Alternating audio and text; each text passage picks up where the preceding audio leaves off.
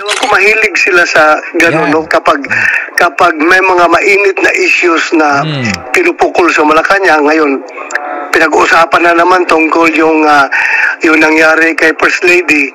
Ngayon, gagawa na naman sila ng issue about ICC and the Senator para to divert the issue. Yan mo nang mahilig ang mga tao dyan sa Malacanang.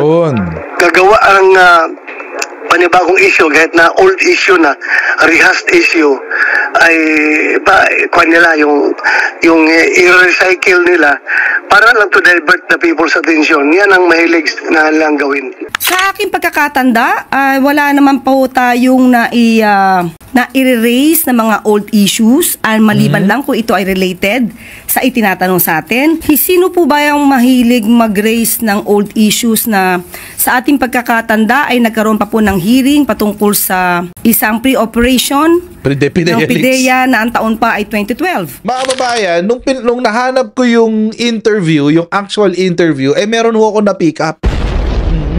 At hindi ko alam kung deliberately hindi pinansin or wala lang talaga. Oo, hindi lang talaga binigyan ng halaga ng mga nag-i-interview sa kanya. Pero mukhang nakaplano na si Bato de la Rosa sa kanyang pagtatago. Oo. Sakali mang lumabas ang kanyang warrant of arrest. Di ba bigla pumutok yung warrant of arrest? Ang sagot niya, mga kababayan, diversionary tactic lang daw ito ng Malacanang. Oo. Pero sir, kung sakaling may warrant of arrest po, ano po bang, may mga plano na po ba kayo ahead? I'll cross the bridge when the bridge is constructed. Yeah. I'll cross the bridge if the bridge is constructed. Sabi ni Bato. Ang observation ko dun sa kanyang pagtawa, mga kababayan, tawang ninenervyos. Oo, napansin nyo rin?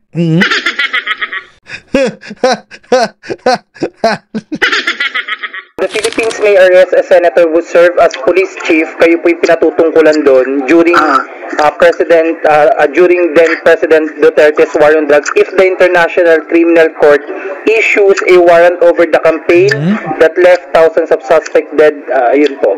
Sabi po ni Executive Secretary Lucas Bersamin po. Sige lang, wala man akong problema dyan. Gawin nila, gawin na anong gusto lang gawin. Go ahead. Pero sir, for you po, wala po talagang jurisdiction yung ICC po? Wala.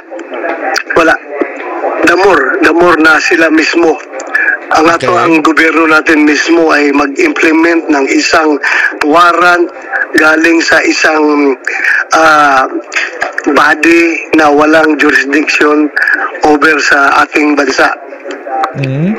Siguro naman well settled na sa atin, ano? Settled na ho sa atin yung question of jurisdiction. Dito sa kung ano man yung mga sa mga nababalitaan natin, sa mga nababasa natin. Mukhang malinaw naman na may jurisdiction ang ICC sa Pilipinas. At least sa mga crimes na ginawa nung ang Pilipinas ay miyembro pa ng ICC. Pero syempre, para sa isang tao na magiging recipient ng warrant of arrest, sasabihin niya na hindi, walang jurisdiction. Siyempre, siya itatamaan ng warrant di ba? Ganun lang yun, mga kababayan. O, kwento mo, ikaw bida. Ganun na kasi. Dun sa statement ni Secretary Lucas Bersamin, sabi niya, bibigyan daw po kayo ng same treatment na binigay like po kay dating Pangulong Rodrigo Duterte. If they want to commit this mistake again, then go ahead, they can do that. If they want to make another mistake, yung ginawa na kay Pangulong Duterte ay napakalaking mistake yun. At kung gagawin na willing to do the same mistake again, then we can do the same. Okay, natapin natin yung interview, wala pa kayo natatanggap na mga information na meron na ulit na inilabas na warrant of arrest? Malapit na yung hearing ng PRID. Ewan ko, mahilig sila sa gano'n, no? Kapag may mga mainit na issues na pinupukol sa Malacanang, ngayon, pinag-uusapan na naman tungkol yung nangyari kay First Lady. Ngayon, gagawa na naman sila ng issue about ICC and the Senator para to divert the issue. Yan mo nang mahilig ang mga tao dyan sa Malacanang. Gagawa ang panibagong issue, kahit na old issue na, rehashed issue, ay kuha nila yung i-recycle nila para lang to divert the people's attention. Yan ang mahilig na lang gawin. Bakit ho ba nagsalita ng ganon si E.S. Bersamin? Kasi siya ay in-interview dito sa Kyodo News. At dito po sa Kyodo News, mga kababayan, nakasulat, Bato de la Rosa would receive treatment similar to what we did to Duterte, who was arrested by Philippine police in March for alleged crimes against humanity over the killings following a warrant issued by the court in The Hague. Ano bang ginawa ng Malacanang kay XPRRD? Una, in-implement ang warrant. Diba? That's legal. Naging police chief si Bato de la Rosa. Alam niya na kapag ang isang warrant ay galing sa isang legitimate court, may kapangyarihan yan. Imposible naman never nag-implement ng warrant of arrest itong si Bato de la Rosa. Paano ka naging PNP chief?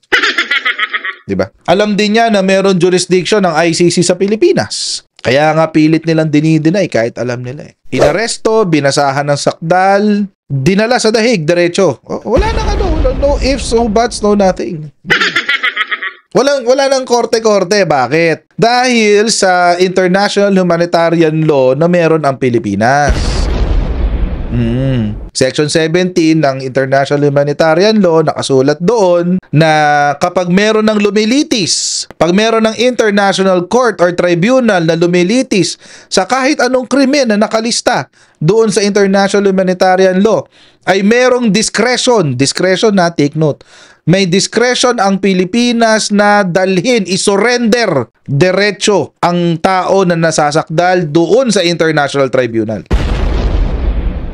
So, sumagot ngayon ang Malacanang doon sa aligasyon ni Bato de la Rosa na diversionary tactic lang daw yan. Puntahan ngayon natin yung sinabi ng Malacanang. Unang-una po, yung possible ICC arrest, hindi po to old issue.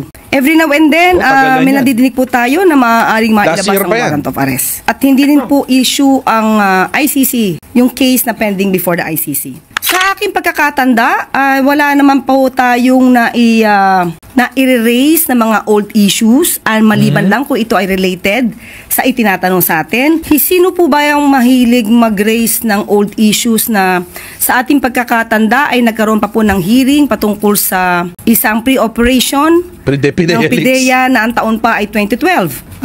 Parang wala naman po akong natatandaan na meron tayong nire-raise na ganung mga klaseng issue. At sinasabi po ay diversionary tactic. Okay, unang-una po, ang issue po patungkol sa peke na police report or altered na police report ay hindi naman po ang Malacanang ang nag-raise niyan, nag-issue niyan. Right. Na kailangan lamang po nating sumagot para maipakita sa taong bayan na may mga fake news peddlers, mga obstructionists, mga propagandists na gumagawa ng kwento na kinakailangan pa mameke ng papel para lang sirain ang unang ginang, ang Pangulo at ang administrasyon. Sa makatuwid, kung ito po ay sinabi na po ng Beverly Hills Police Department na altered yung ipinakita at na-post ni Mr. Tiglao na police report, siya po ba ay sumasakay din sa issue ng fake police report? Lagi na lang siya sumasakay sa peke, ano? Last time yung fake na AI video. Tapos ngayon itong fake na cocaine daw si Epeli. Puro na lang peke, no? Tingnan nyo, mga DDS, mga pekeng matalino. Pekeng expert. Pekeng babae.